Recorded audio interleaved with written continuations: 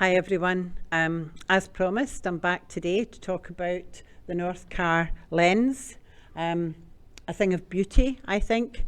The North Carr lens was first lit in 1933. This lens is a Chance Brother lens, and it's a fourth order lens which would be seen for about 15 nautical miles. It's 250 millimetres from the light to the face of the lens, and that's how you measure a fourth order lens. It flashed too white every 30 seconds, and it was stood down eventually in 1975. Essentially, the North Carr was a manned buoy. It didn't have engines in the engine room, and therefore it was very lightweight and it bounced around a lot, so not very comfortable if you were on there for a while. They replaced the lens and the lightship with a beacon on Fife Ness.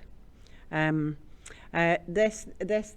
North Carr then became a visitor attraction at Anstruther, and then it went to Victoria Docks in Dundee, and that's where it is now, and they're desperately trying to raise money to refurbish and preserve the North Carr lightship.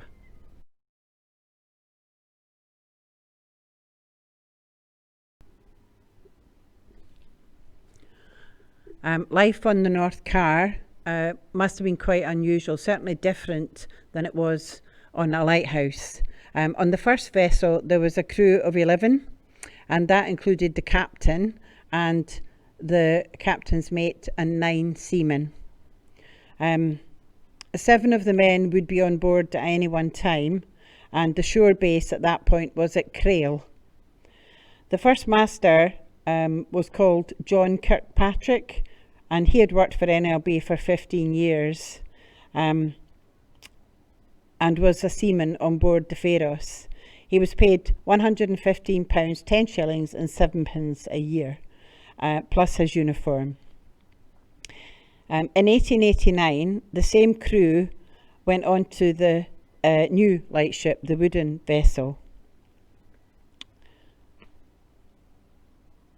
The relief boat visited the lightship, the North Carr, to bring supplies every 2 weeks, and the same relief ship visited the Isle of May once a week. It was a steam launch called the May, and it was provided also by the Northern Lighthouse Board. Later, the shore base was moved from Crail to Granton, and I don't think the guys were very happy about that. There was a big loss to the local economy in Crail, and of course the movement of the men to the Granton area meant they probably had to pay higher rents, and I believe they felt it was a less healthy sort of environment for them to live in. In 1910, the captain was William Wilson, and when the current North Carr was taken out of service, it was headed up by Captain John Leask, who had been in post for 37 years, which is quite a lengthy time to be doing the same job. And his assistant was Tommy Henderson. He was the assistant master, and he served for 29 years. At that point, they worked 4 on, 4 off, and then 4 on, 8 off, and then 4 on, 16 off. There would always be 2 on duty at any one time. The master was always on call, and some of his jobs included taking hydrographic readings, taking weatherly reports, 3 hourly. They were the weather reports, and also he had to fill in a logbook and a journal every day, so keeping good records. The men, they had to keep an eye on the generator and on the compressors. They also lit and tended the light, and one man kept a lookout. They also had to do jobs like filling the freshwater header tanks by hand, and they also noted and logged the lighting times on the Isle of May, the Bass Rock, on Fidra and on the Bell, and then reported by radio that all was well. The lantern lens and windows had to be cleaned daily and checked for any damage or repairs that were needed.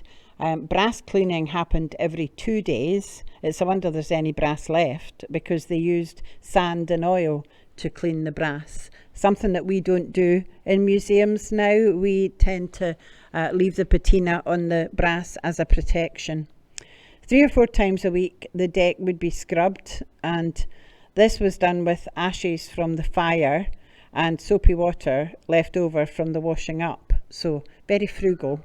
And then they would hose it down with using seawater.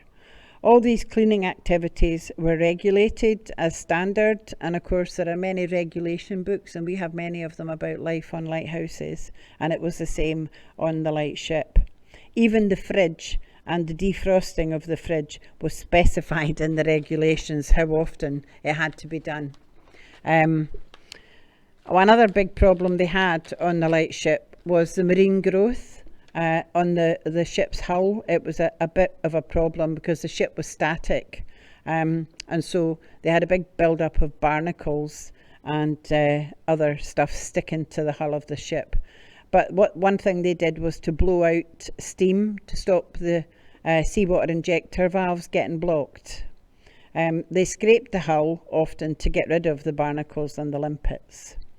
All the items on board were listed and checked regularly.